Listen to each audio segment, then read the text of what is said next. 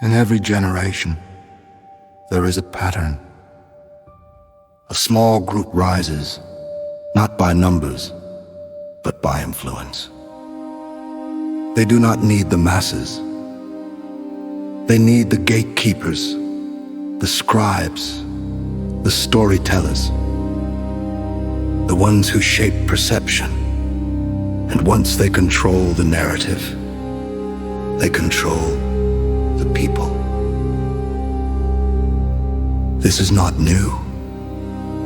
It began long ago. Jezebel was not a queen by numbers. She was a queen by infiltration. She did not conquer the people, she seduced the leadership.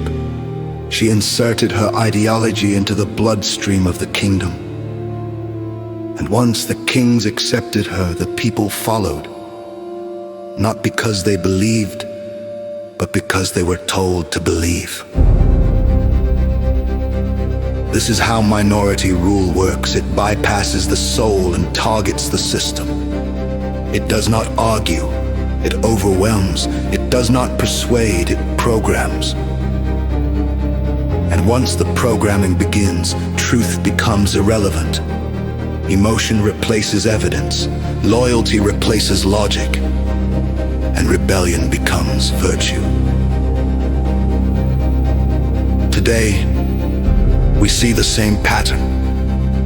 A small ideological minority, radical, loud, well-funded, has hijacked the cultural narrative. They dominate media.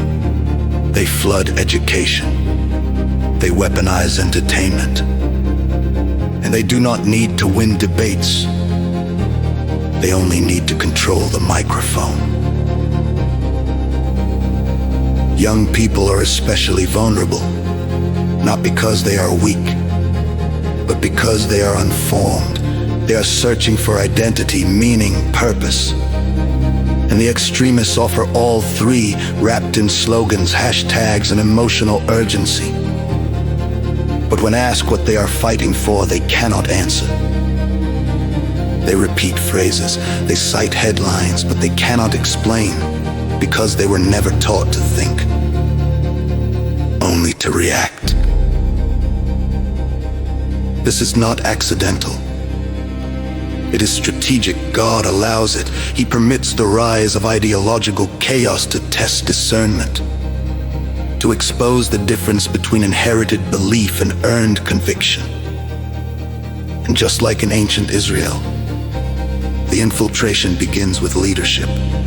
The kings, the priests, the influencers.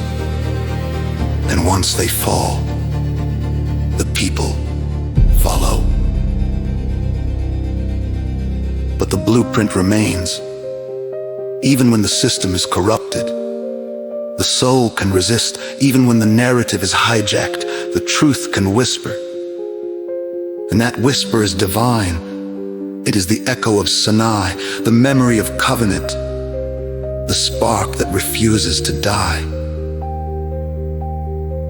God does not stop the extremists immediately.